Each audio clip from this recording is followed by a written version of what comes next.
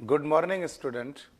इस video lecture में हम ट्रांसपोर्ट इन प्लांट चैप्टर के आगे का टॉपिक स्टार्ट कर रहे हैं। दो टॉपिक्स हम इस लेक्चर में लेने जा रहे हैं बच्चों। पहला है transpiration and photosynthesis a comparison, NCERT book में जिसके 4 या 5 पॉइंट आपको दिए हुए हैं। और सेकंड टॉपिक हम लेंगे अपटेक ऑफ मिनरल न्यूट्रिशंस। ठीक है, तो चलिए स्टार्ट करते हैं। Transpiration and photosynthesis a comparison. तो सबसे पहली बात यह है कि आपने पिछले लेक्चर में ट्रांसपिरेशन के बारे में सीखा कि ट्रांसपिरेशन किसे कहते हैं, ट्रांसपिरेशन कौन से चीज के लिए रिस्पॉन्सिबल है। तो transpiration is responsible for upward movement of water. Okay, तो देखिए लीफ से जब वाटर इन्वायरमेंट में ट्रांसपायर हो जाएगा तो लीफ के जो वेन्स हैं वो जाइलम से अपना वाटर एब्जॉर्ब कर लेगी। तो जाइलम खाली हो गया क्योंकि जाइलम ने वाटर वेन्स को दे दिया है। अब ये जाइलम अपना वाटर विड्रॉ करेगा पेटियोल से, जो कि मिडरिप के पीछे होता है। पेटियोल अपना वाटर विड्रॉ करेगा स्टेम के जाइलम से और स्टेम का जाइलम नीचे के जाइलम से वाटर विड्रॉ करेगा। इस तरह से वाटर को धीरे धीरे करके ऊपर पुल किया जाएगा।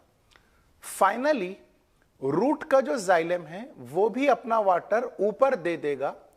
रूट का जाइलम हो गया खाली। अब ये जाइलम वाटर एब्जॉर्ब करेगा पेरिसाइकल एंडोडर्मिस से। एंडोडर्मिस एब्जॉर्ब करेगी कॉर्टिकल रीजन से।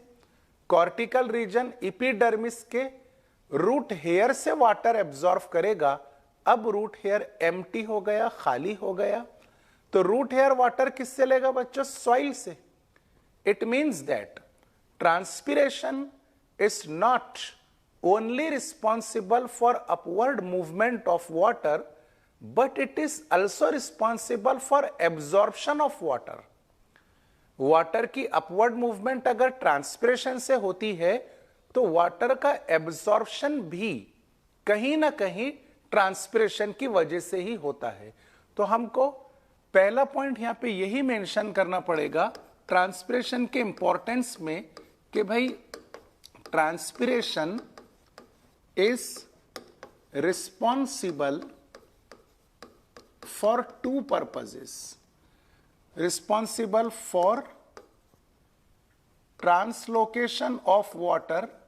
Translocation means upward movement of water, and the same process of transpiration is also responsible for absorption of water. याद रखिए कि ट्रांसपिरेशन की वजह से जो एब्जॉर्प्शन वाटर का होता है ये एपोप्लास्ट पाथवे की वजह से होता है। सिम्प्लास्ट और एपोप्लास्ट हमने 3-4 लेक्चर पहले ही स्टडी किया था कि एपोप्लास्ट में वाटर इंटरसेल्यूलर स्पेसेस के थ्रू रूट के सेंटर तक पहुंचता है और वाटर को रोकने वाला कोई बैरियर नहीं है। इसीलिए मास फ्लो होता है वाटर का, यानी वाटर ज्यादा क्वांटिटी में एब्जॉर्ब होगा। ज्यादा क्वांटिटी में ही नहीं बल्कि फास्टली भी एब्जॉर्ब होगा। तो that pathway of absorption is called as apoplast. तो पॉइंट नंबर 1 क्लियर है कि transpiration is responsible for 2 purposes, upward movement of water that is translocation as well as passive absorption of water, क्योंकि apoplast से जो absorption होता है वो passive absorption होता है। Okay, point number 2, what is the next application of transpiration.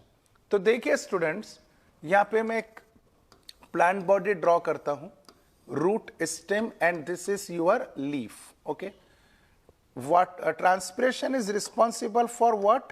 Absorption. तो यहां तक absorption हो गया सेंटर ऑफ रूट तक।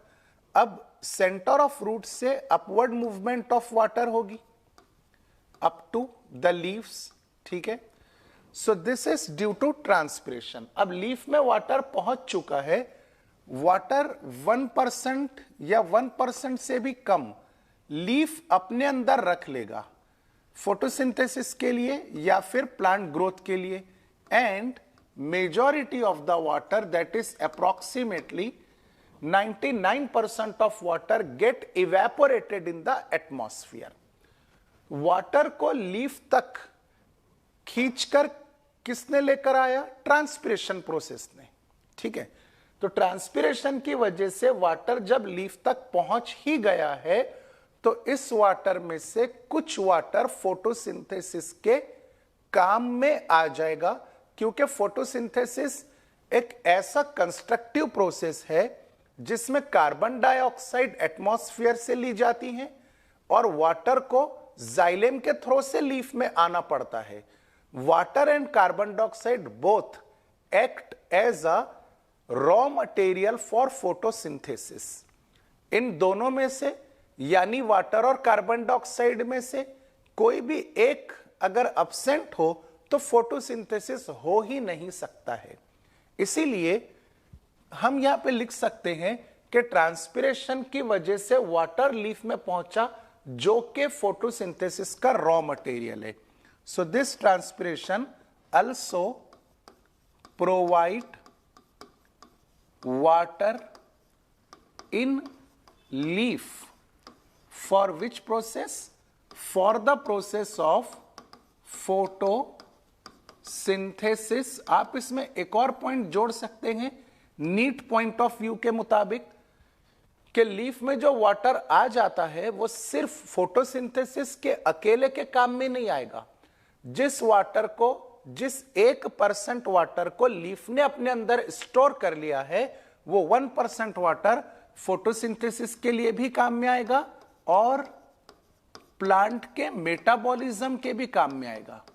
Metabolism means chemical reactions which are taking place in cytoplasm as well as in the organelle, and this metabolism could not be taking place in absence of water। तो metabolism के लिए भी कौन जरूरी होता है? Water जरूरी होता है। ठीक है, next thing, next application of transpiration in the plant body due to, देखिए क्या होते जा रहा है कि ट्रांसपिरेशन ये कंटिन्यूअस प्रोसेस है।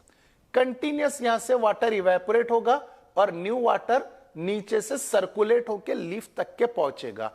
नया वाटर बच्चों जब लीफ में आता है तो लीफ का टेम्परेचर डाउन कर देता है, क्योंकि लीफ सनलाइट के प्रेजेंसी में है, लीफ के आसपास हाई टेम्परेचर है तो लीफ को भी थोड़ा सा गर्म हो जाना पड़ेगा एटमॉस्फेयर के मुताबिक। लेकिन अंदर से जब फ्रेश वाटर आता है, कूल वाटर आता है, तो that water cool the surface area of the leaf। that is third application, it means transpiration cools the surface area of leaf, and surface area of the leaf get cool by 10 to 15 degrees Celsius। 10 to 15 degree Celsius से leaf का surface area क्या हो जाएगा? Cool हो जाएगा, जिससे metabolism का rate enhance होता है, फोटोसिंथेसिस का रेट भी इनहांस होता है। Next thing, this water when reaches up to leaf, देखिए आप प्लांट बॉडी की तरफ, वाटर जब रूट के सेंटर तक गया और फिर ऊपर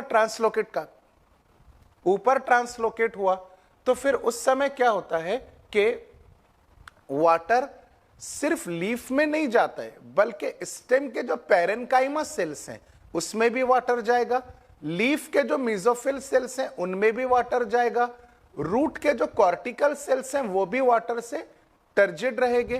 तो प्लांट वाटर फिल होने की वजह से टर्जिड होता है, यानी पानी से भरा हुआ होता है, इरेक्ट होता है, प्लांट में एक स्ट्रेंथ आ जाती है जिसे हम टर्जिडिटी कह सकते हैं। So due to transpiration, water is circulating into the plant, and this circulation of the water make turgid plant। It make और it maintain ज्यादा बेहतर रहेगा, इसलिए अपन यहां पे लिखेंगे कि transpiration maintain turgidity of the plant। Okay, so these are the few characteristics of the transpiration। ये क्योंकि एनसीईआरटी बुक में दिए हुए हैं, इसलिए ये आपको बहुत अच्छी तरह से याद रखना है। तो जिन पॉइंट्स को बच्चों में अंडरलाइन किया वो वर्ड सबसे ज्यादा इंपॉर्टेंट वर्ड है दिए गए सेंटेंसेस में। तो सबसे पहले transpiration is responsible for translocation and absorption, transpiration provide water for photosynthesis and metabolism, transpiration cool the surfaces of the leaf by 10 degree to 15 degree Celsius, and it also maintain the turgidity in the cells of the plant, or complete plant get turgid due to the presence of enough water. Now next thing, अब transpiration की एक main application ये है कि जो rain forest होता है, इस रेन फॉरेस्ट में ह्यूमिडिटी मेंटेन होती है। इन रेन फॉरेस्ट यानी ऐसा जंगल जहां पर बारिश ज्यादा होती है बारिश के सीजन में, उसे कहते हैं रेन फॉरेस्ट। जैसा कि हमारे अपने महाराष्ट्र में यहाँ पे जो विदर्भ है, यहाँ पे मेलघाट बहुत ज्यादा फेमस है। तो मेलघाट भी रेन फॉरेस्ट माना जाता है क्योंकि अबंडेंट बारिश होती है यहाँ पे। तो in rain forest humidity is maintain, and this humidity of the rainforest is in rainforest humidity is due to the process of transpiration। आप देखिए कि आप जब समर सीजन में या विंटर सीजन में या इवन रेनी सीजन में फॉरेस्ट में जब आप घूमने के लिए जाते हैं, हिल स्टेशन पर घूमने के लिए जाते हैं, तो वहां पर हम इसलिए जाते ताकि हमको एक कूल वातावरण मिले। कूल यानी कि थोड़ा सा मॉइस्चर होना चाहिए, ठंडा होना चाहिए, तो हमको कूल वातावरण मिलता है क्योंकि ह्यूमिडिटी ज्यादा होती है। और ये ह्यूमिडिटी इसलिए होती है क्योंकि इस रेन फॉरेस्ट में बहुत सारे ट्रीज हैं, सभी ट्रीज अपना अपना ट्रांसपिरेशन कंटिन्यूअसली परफॉर्म करते जाते हैं, जिसकी वजह से वाटर का बहुत सारा मॉइस्चर जंगल में एनी टाइम प्रेजेंट होता है। तो आप कभी भी जाइए तो जंगल में आपको कैसा लगेगा, थोड़ा सा कूल लगेगा, मतलब मॉइस्चरिटी मेंटेन होगी। तो दिस मॉइस्चर और humidity in rain forest is due to the process of transpiration. Next important application is C4 plant. देखिए बच्चों, हमने C3 और C4 स्टडी किया था फोटोसिंथेसिस चैप्टर में, तो मैं आपको बहुत ही डिटेल में बताया था कि C4 प्लांट में जो क्रांस एनाटमी होती है वो किस तरह से मॉडिफाई हुई। हमने देखा कि C4 प्लांट ज्यादातर ट्रॉपिकल रीजन में होते हैं जहां पे कार्बन डाइऑक्साइड का कॉन्सेंट्रेशन कम होता है।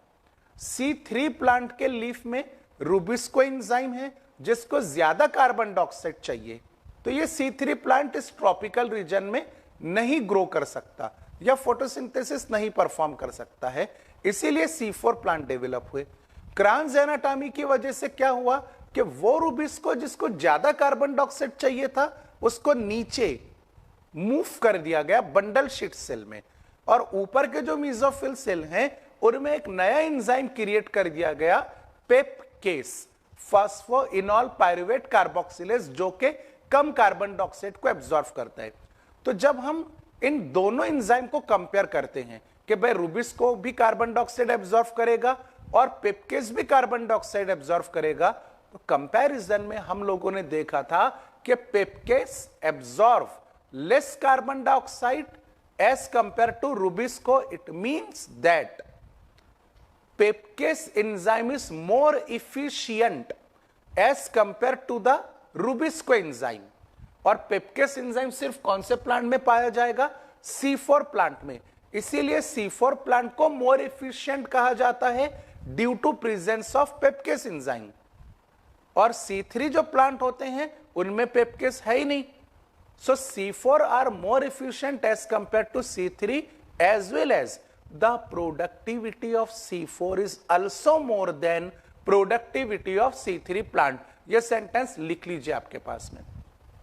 तो यहां पर बेनिफिट यह है कि C4 plant is twice efficient due to presence of PEPcase enzyme. Okay, twice efficient as compare to C3 plant.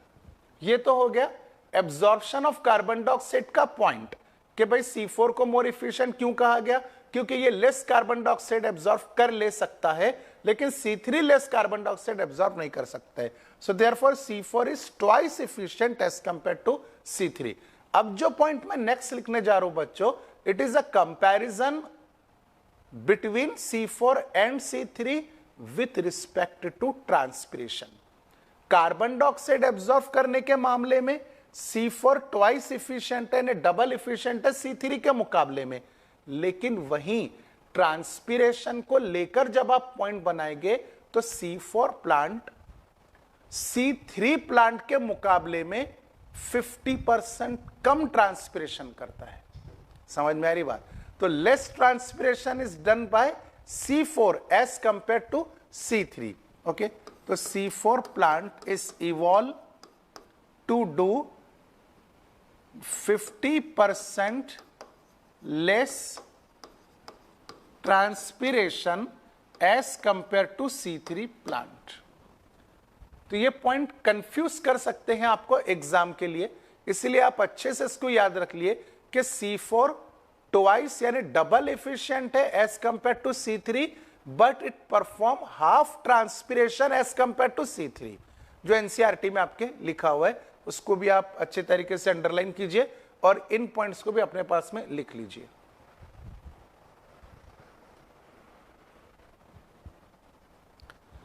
Finish? Okay, आपका चैट बॉक्स ऑन है, ऑनलाइन आप प्रेजेंट ही दीजिए, यस सर करके लिखिए, टाइप करके सेंड कर दीजिए। और अगर कोई क्वेश्चन टॉपिक्स में है तो वो भी आप लेक्चर के आखिरी में लिख सकते हैं। लेक्चर के आखिरी में मैं 5 मिनट एक्स्ट्रा दूंगा जिसमें हम क्वेश्चन आंसर सेशंस लेंगे।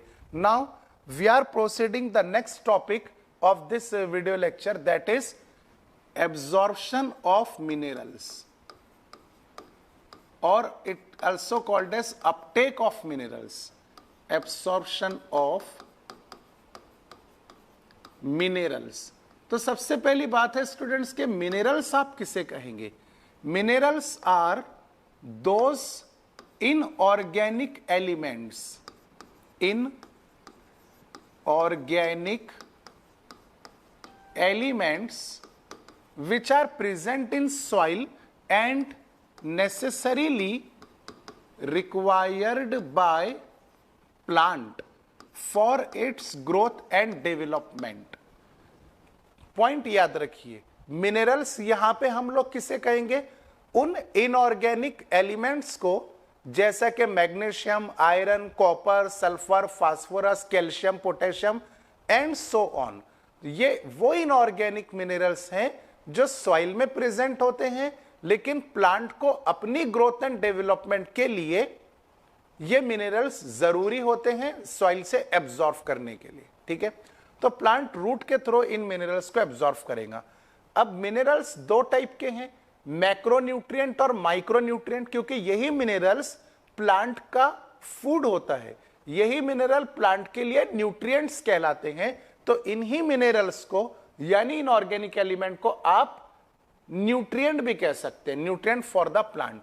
तो प्लांट मोस्टली कार्बन और ऑक्सीजन को एटमॉस्फेयर से एब्जॉर्ब कर लेता है in the form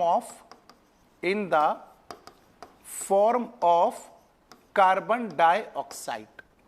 so as you know that this plant perform photosynthesis and leaf absorb carbon dioxide directly from the atmosphere। तो लीफ के अंदर कार्बन डाइऑक्साइड इंटर हो गई, कार्बन डाइऑक्साइड के साथ साथ कार्बन ये एक एलिमेंट और ऑक्सीजन ये दूसरा एलिमेंट भी एब्जॉर्ब हो गए। लेकिन इस कार्बन डाइऑक्साइड के अलावा प्लांट किसी और गैस को एटमॉस्फेयर से अपने अंदर एब्जॉर्ब नहीं कर पाता है। तो कार्बन और ऑक्सीजन को छोड़कर बाकी जितने मिनरल्स हैं प्लांट को ये कहां से मिलेंगे? ये मिलेंगे सॉइल से। तो सॉइल से प्लांट दो चीजें एब्जॉर्ब करेगा, एक तो वाटर एब्जॉर्ब करेगा, तो हाइड्रोजन और ऑक्सीजन प्लांट में चले गए, बाकी मिनरल्स एब्जॉर्ब करेगा, चार्ज्ड पार्टिकल्स एब्जॉर्ब करेगा। तो धीरे धीरे करके मिनरल रूट के थ्रू पूरे प्लांट में फ्लो होते चले जाएंगे लीफ तक के। ओके, तो topic of study is absorption of minerals. तो देखिए मिनरल्स जो होते हैं वो सॉइल में चार्ज्ड पार्टिकल के फॉर्म में प्रेजेंट होते हैं। Minerals are present in the form of charged particles. Okay, and what are these charged particles? There are two main properties. The first property is this charged particle cannot cross the cell membrane. आपको अगर facilitated diffusion के points याद आते होंगे तो उस वक्त हमने देखे थे कि जो चार्ज्ड पार्टिकल्स होते हैं वो हाइड्रोफोबिक होते हैं, लाइपोफोबिक होते हैं। तो lipid bilayer directly charge particle cross नहीं करेंगे। इन चार्ज्ड पार्टिकल को अगर प्लाज्मा मेम्ब्रेन क्रॉस करके साइटोप्लाज्म में जाना है तो प्लाज्मा मेम्ब्रेन के इंटीग्रल प्रोटीन को क्रॉस करके जाना पड़ेगा, कैरियर प्रोटीन को क्रॉस करके जाना पड़ेगा। और मॉलिक्यूल का ट्रांसपोर्टेशन अगर कैरियर प्रोटीन के थ्रू होता है तो वो फैसिलिटेटेड डिफ्यूजन भी हो सकता है और एक्टिव ट्रांसपोर्ट भी हो सकता है। फैसिलिटेटेड डिफ्यूजन आप कब बोलेंगे?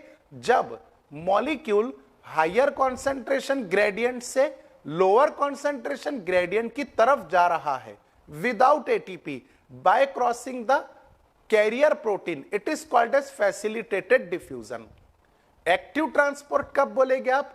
When molecule is moving from low concentration to high concentration by expense of energy through the carrier protein, it is called as active transport. Okay, so these charged particles cannot cross the cell membrane, means cannot cross the lipid bilayer, but they can cross the protein molecules which are embedded in the lipid bilayer. Okay, next important characteristic of charged particle is these charged particle, that is minerals, are present in low concentration in root hairs. Root hairs are the epidermal cell. तो लो concentration root hairs में होता है and high concentration is in the soil. Okay, चलिए diagram से study करते हैं। Suppose this is your epidermis of the root. Okay, और epidermis के पीछे बच्चों कौन से सेल्स होते हैं? Loosely arrange parenchymas cells which are called as cortical cells. ठीक, इलोंगेटेड और extended part of the root hair are called as epidermal cell are called as root hair. तो देखिए जरा ध्यान से, जो मैं ड्रॉ कर रहा हूं व्हाइट पेन से, 1 2 3 4 4 मॉलिक्यूल्स और 4 ions are present in the root hair. और ये बाहर का जो स्पेस है ये सॉइल है। सॉइल में बहुत सारे मिनरल्स प्रेजेंट है, बहुत सारे। तो कॉन्सेंट्रेशन ग्रेडियंट आप लोग तय कीजिए कि हाई कॉन्सेंट्रेशन कहां पर है और लो कॉन्सेंट्रेशन किधर है। तो high concentration in the soil and low concentration in the root hair. तो नॉर्मली क्या होना चाहिए कि मॉलिक्यूल्स ने सॉइल से जाना चाहिए रूट हेयर्स में। ओके, अब यहां पर रूट हेयर में सॉइल चार्ज पार्टिकल आ गए। आप इतना नोट कीजिए, just a minute.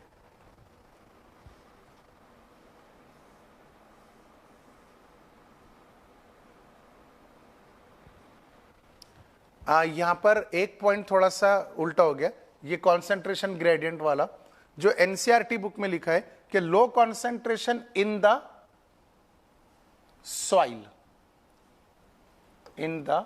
soil and high concentration in the root hairs, okay, फिर से मैं जस्टिफाई कर रहा हूं कि ये पॉइंट पहले से मतलब उल्टा हो गया था, but this is not right. Low concentration of mineral in the soil, यानी सॉइल में कम मिनरल्स हैं, and high concentration in the root hair. तो यहां पे डायग्राम में भी करेक्शन करना पड़ेगा। रूट हेयर में ज्यादा मिनरल्स हैं और सॉइल में बच्चों कम मिनरल्स हैं। तो यहां पे बहुत सारे मिनरल्स हैं, सॉइल में बहुत कम। कॉन्सेंट्रेशन ग्रेडियंट तो बिल्डअप हो गया, लेकिन हाई कॉन्सेंट्रेशन है रूट हेयर में और लो कॉन्सेंट्रेशन है सॉइल में। तो होना यह चाहिए नेचुरली कि एलिमेंट्स ने यानी मिनरल्स ने रूट हेयर से निकलकर सॉइल में आना चाहिए।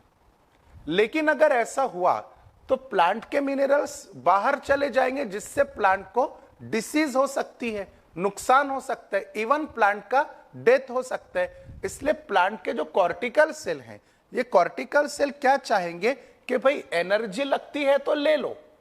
ये ज्यादा रेस्पिरेशन परफॉर्म करेंगे कॉर्टिकल सेल, और ज्यादा रेस्पिरेशन की वजह से ज्यादा एटीपी जनरेट करेंगे। एटीपी एक्सपेंस करके मिनरल्स को अपने अंदर एब्जॉर्ब करेंगे। So this movement of mineral is taking place from low concentration to high concentration, means movement is taking place against the concentration gradient by expense of ATP. So this absorption of mineral is called as active absorption.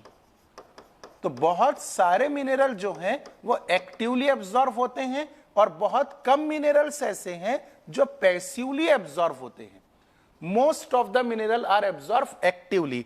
अब actively ये mineral हर cell के अंदर जाएंगे, मतलब each and every cortical cell अपना अपना ATP donate करेगा और अपने लिए मिनरल को एब्जॉर्ब करता चले जाएगा। So actively minerals are reached up to the cytoplasm of the cell.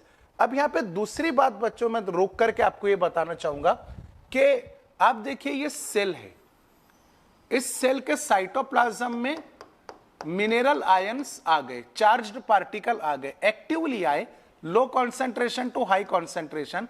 लेकिन सेल के साइटोप्लाज्म में सोल्यूट, चार्ज पार्टिकल तो सोल्यूट ही है ना, तो सेल के साइटोप्लाज्म में सोल्यूट की क्वांटिटी बढ़ गई है, सोल्यूट का कॉन्सेंट्रेशन बढ़ गया है। इसीलिए यहां पर क्या हो जाएगा कि वाटर पोटेंशियल कम हो जाएगा। समझ में आ रही बात आपको? सबसे हाईएस्ट वाटर पोटेंशियल किसका होता है? प्योर वाटर का, and that is equal to 0। Pure water में आप सोल्यूट ऐड करते जाएंगे तो वाटर पोटेंशियल डाउन होता जाएगा। यहां पर भी उसी तरह से साइटोप्लाज्म में पहले जब सोल्यूट अंदर नहीं आए थे तब प्योर वाटर था, वाटर पोटेंशियल मैक्सिमम। अब सोल्यूट अंदर आना शुरू हो गए तो वाटर पोटेंशियल निगेटिव वैल्यू में चला जाएगा, और निगेटिव वाटर पोटेंशियल हमेशा वाटर को अपनी तरफ एब्जॉर्ब करता है। तो यहां पे each and every cortical cell में मिनरल आयंस बढ़ने की वजह से साइटोप्लाज्म का वाटर पोटेंशियल डाउन हो गया। वाटर पोटेंशियल डाउन हो गया तो अब ये सॉइल से वाटर अपने अंदर एब्जॉर्ब करेंगे। समझ में आ रही बात? तो मिनरल एब्जॉर्प्शन की वजह से बाद में फिर वाटर पैसिवली एब्जॉर्ब हो सकता है साइटोप्लाज्म के अंदर। This is called a symplast movement, क्योंकि वाटर साइटोप्लाज्म में जा रहा ना। ओके, तो नाउ अब क्या हुआ कि धीरे धीरे करके ये मिनरल आयंस आ गए इंडोडर्मिस के पास। कॉर्टिकल रीजन के पीछे कौन होता है? इंडोडर्मिस। तो let I am drawing here the cells of endodermis. Okay, देखिए हर सेल के पास में प्लाज्मा मेम्ब्रेन होती है। जैसे ये सेल है तो इसके पास में भी अपनी प्लाज्मा मेम्ब्रेन है। प्लाज्मा मेम्ब्रेन के बीच में आते हैं कैरियर प्रोटीन्स, जो मॉलिक्यूल को ट्रांसपोर्ट करने में हेल्प करते हैं। तो this plasma membrane and carrier proteins are present in each and every cell. Same type of plasma membrane and carrier protein is also present in the endodermal cell. ये plasma membrane draw किया हूं white marker से। Okay, and this plasma membrane again contain the integral protein और carrier protein, but the carrier protein which are present in the plasma membrane of endodermal cell. ये cell कौन से cells हैं बच्चों? This is endodermis. Okay, और cells को कहा जाएगा इंडोडर्मल सेल। तो endodermal cell contain plasma membrane and carrier protein. Point to be noted that the carrier protein of endodermal cells, carrier protein cortical cell में भी है, carrier protein epidermal cell में भी है, carrier protein root hair में भी है, carrier protein pericycle में भी of course रहेंगे। But we are studying the carrier protein of endodermal cell. The carrier protein of endodermal cell are called as control points. ठीक है, एक मर्तबा और मैं क्लियर कर दूं आपको कि एपिडर्मल सेल्स के पास कैरियर प्रोटीन है, पर उनको कंट्रोल पॉइंट नहीं कहा जाएगा। कॉर्टिकल सेल के पास भी कैरियर प्रोटीन्स हैं, पर उनको भी कंट्रोल पॉइंट नहीं कहा जाएगा। इंडोडर्मल सेल के जो कैरियर प्रोटीन्स होते हैं, सिर्फ और सिर्फ उन्हीं के लिए यह वर्ड यूज किया जाएगा control point.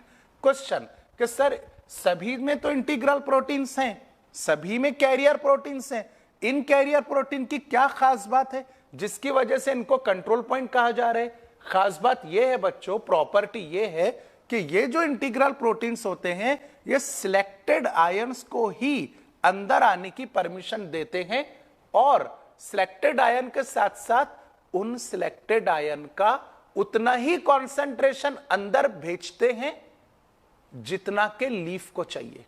For example, endodermis के बाहर कैल्शियम भी प्रेजेंट है, इंडोडर्मिस के बाहर आयरन भी प्रेजेंट है। लीफ को मान लीजिए जरूरत है सिर्फ कैल्शियम की, आयरन की जरूरत नहीं है, तो यहां पर सिलेक्टिव एब्जॉर्ब करेंगे कंट्रोल पॉइंट कि भाई आयरन को बोलेंगे कि भाई तू रुक जा, तेरी जरूरत ऊपर नहीं है, कैल्शियम को अंदर आने की परमिशन देंगे। तो control point allow to enter the selected ions. समझ में आ रही बात? तो सिलेक्टिव एब्जॉर्प्शन हो गया, सिलेक्टेड आयंस।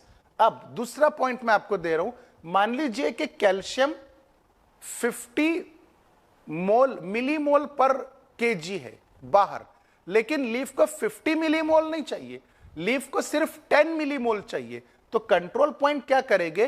पहले तो उन्होंने कैल्शियम को सिलेक्टिवली एब्जॉर्ब किया, आयरन को एब्जॉर्ब नहीं किया। अब कैल्शियम के 50 मिलीमोल में से सिर्फ 10 मिलीमोल एब्जॉर्ब करेंगे, मतलब टाइप ऑफ एलिमेंट भी आ गया और कॉन्सेंट्रेशन ऑफ एलिमेंट भी आ गया। Therefore this carrier protein of the endodermal cell are called as control points. समझ में आई बात? चलिए धीरे धीरे अब ये मिनरल जाइलम के अंदर तक पहुंच गए। सिलेक्टिवली जो चाहिए सिर्फ वही आए और जितना कॉन्सेंट्रेशन लीफ को मांगता है उतने ही कॉन्सेंट्रेशन में आए। नेक्स्ट थिंग, एंडोडर्मिस के बहुत सारे सेल कैस्पिरियन स्ट्रिप से कवर्ड होते हैं, वैक्सीलियर से कवर होते हैं, इसीलिए एक मर्तबा आयंस अगर अंदर आ जाए, एंडोडर्मिस के अंदर आ जाए, तो वापस बाहर नहीं जा सकते due to presence of Casparian strip. समझ में आ रही बात? So movement of mineral through the endodermis is one directional. मैं यहां पे लिख देता हूं एंडोडर्मिस के ऊपर one directional. Movement of mineral by crossing the endodermis is one directional. They can not be move back to the cortex due to presence of waxillary suberin which is called as Casparian strip. Okay, now finally minerals get reached up to the xylem. अब ये सारे minerals soil से किधर आ गए? Xylem में। बहुत सारे actively आए और कुछ पैसिवली भी आ सकते हैं वाटर में मिक्स होकर, क्योंकि वाटर की मूवमेंट पैसिवली ज्यादा होती है यहां तक, फिर ट्रांसमेम्ब्रेन मूवमेंट जाइलेम में। ठीक है, आगे बढ़ते हैं। अब जब सारे मिनरल जाइलम में पहुंच ही गए हैं तो इनका ऊपर कंडक्शन होना भी जरूरी है। क्यों जरूरी है? क्योंकि मिनरल का रिक्वायरमेंट लीफ में है, मिनरल का रिक्वायरमेंट रूट में नहीं है। यहां तक आपके मिनरल पहुंच गए तो जाइलम के वेसल्स में सॉल्यूशन क्रिएट हो गया। इस सॉल्यूशन को आप कहेंगे sap, means water plus hate, water plus minerals is called as what? Sap. अब इस सैप को इसके रिक्वायर्ड पॉइंट पर पहुंचना है, मतलब जहां पर मिनरल्स की जरूरत है, सिंक जहां पर है, SIN के सिंक, यानी जहां पे जरूरत है। तो जाइलम की जो ट्यूब है, वेसल्स ट्यूब, ये वेसल ट्यूब के थ्रू, मतलब ट्रांसपिरेशन तो हो ही रहा ना, ट्रांसपिरेशन की वजह से अपवर्ड मूवमेंट हो रही, सेम उसी ट्रांसपिरेशन स्ट्रीम के थ्रू वाटर में मिक्स होकर सारे मिनरल लीफ तक पहुंचे। अब देखो बच्चों, लीफ है, ये बहुत इंपॉर्टेंट मैकेनिज्म है जो मैं आपको एक्सप्लेन कर रहा हूं। ये लीफ के अंदर है आपका मिडरिब। ओके, इस मिडरिब में वाटर के साथ साथ मिनरल कंटिन्यूअसली आगे बढ़ते जा रहे हैं और मिडरिब के पास में होती है ब्रांचेस, जिन्हें आप वेन्स कह सकते हैं। तो मान लीजिए एक वेन है और ये दूसरा वेन है। वेन का यहां पर ओपन एंड है, तो मिनरल जब वेन के ओपन एंड के पास आएंगे तो वेन का ओपन एंड मिनरल्स को बाहर डिस्चार्ज कर देगा by the process of diffusion. ध्यान से देखिएगा, सारे मिनरल एसेंट ऑफ सैप के थ्रू, ट्रांसपिरेशन स्ट्रीम के थ्रू लीफ तक तो पहुंच गए, वेन्स के थ्रू जब बाहर निकलेंगे इंटरसेल्यूलर स्पेस में जाने के लिए, तो यहां पे कौन से प्रोसेस होगा? डिफ्यूजन। और मान लो कि यहां पे मेसोफिल सेल है, तो अब मेसोफिल सेल को मिनरल्स अपने अंदर खींचने के लिए एनर्जी एक्सपेंस करनी पड़ेगी। तो movement of mineral outside the vein is diffusion, but movement of mineral inside the mesophyll cell is called as active process or active transport।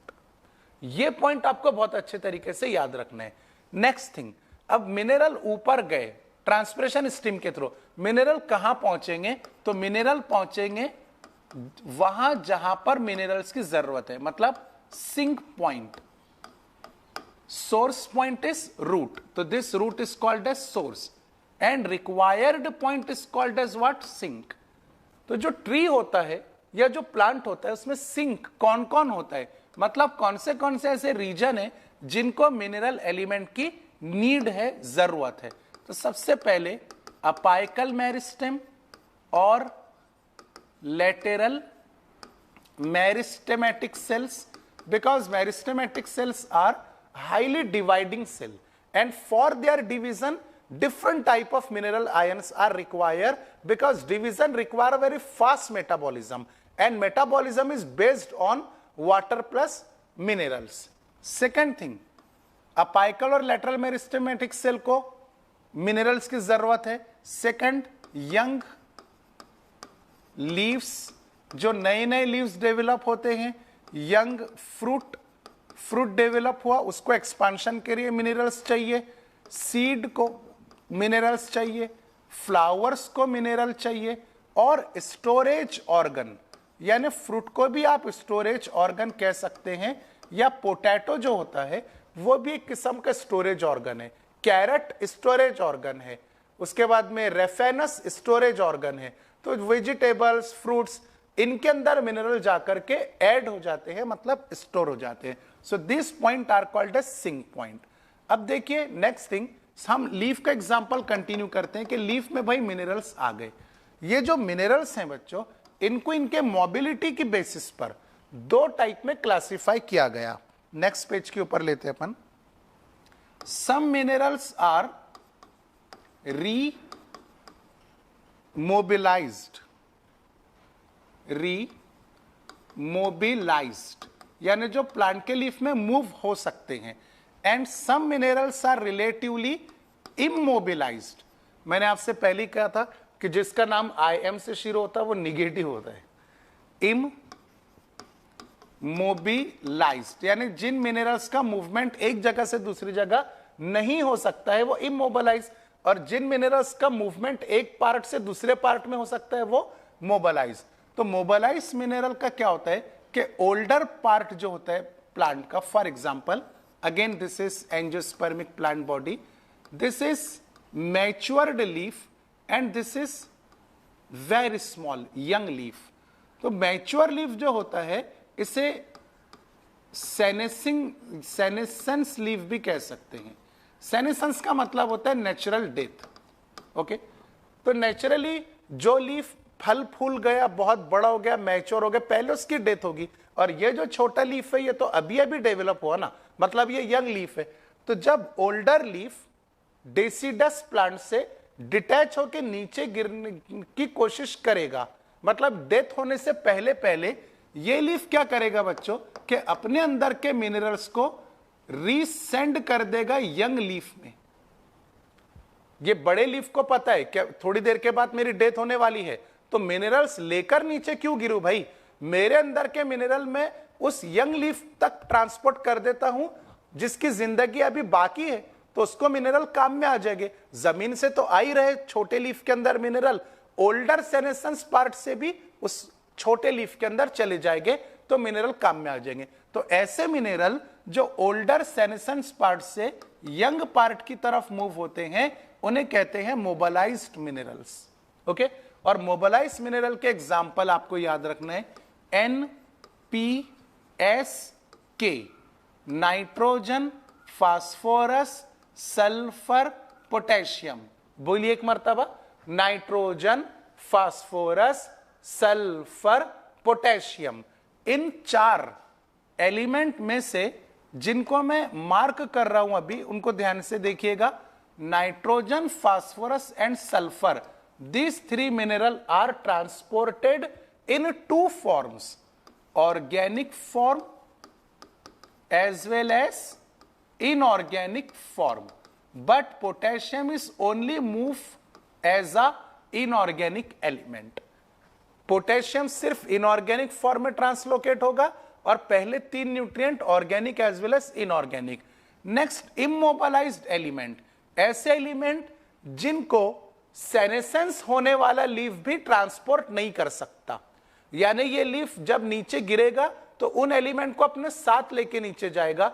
ऐसे एलिमेंट में से एक एलिमेंट का एग्जांपल है calcium divalent, because calcium divalent form the structural component. ये cell wall के अंदर दबा हुआ होता है, इसलिए इसको ओल्डर लीफ में से बाहर निकलना मुश्किल ही नहीं नामुमकिन लगता है, इसलिए calcium divalent become structural component of the cell. ठीक है, तो यहां पे हो गया मोबिलाइजेशन और इमोबिलाइजेशन के बारे में। अब देखिए बच्चों, जब सैप जाइलम से ऊपर फ्लो होता है और फूड फ्लोएम से नीचे आता है, लीफ से रूट तक, तो जाइलम और फ्लोएम की ट्यूब आजू बाजू में होती है। ये जाइलम की ट्यूब है फॉर एग्जांपल पिंक कलर से, और येलो कलर से मैं ड्रॉ करता हूं फ्लोएम। तो इनके दरमियान स्मॉल अमाउंट ऑफ मटेरियल का एक्सचेंज हो सकता है, इसलिए हम ये स्ट्रिक्टली नहीं कह सकते कि जाइलम सिर्फ वाटर को कंडक्ट करता है। जाइलम वाटर के साथ साथ थोड़े से ऑर्गेनिक न्यूट्रिएंट को भी कंडक्ट करेगा। इसी तरह हम ये स्ट्रिक्टली नहीं कह सकते हैं कि फ्लोएम सिर्फ और सिर्फ फूड को डाउनवर्ड कंडक्ट करता है।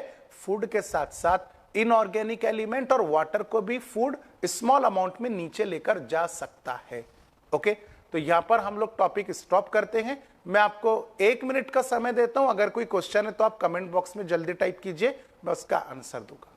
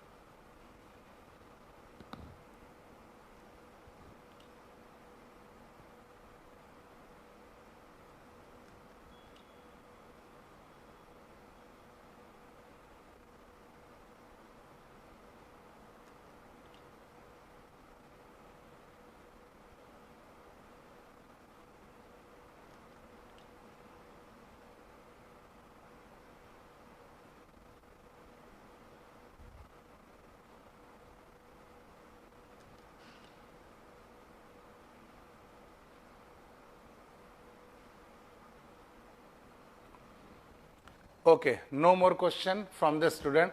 कोई बात नहीं, इसका मतलब टॉपिक आपको अच्छी तरह समझ में आ गया।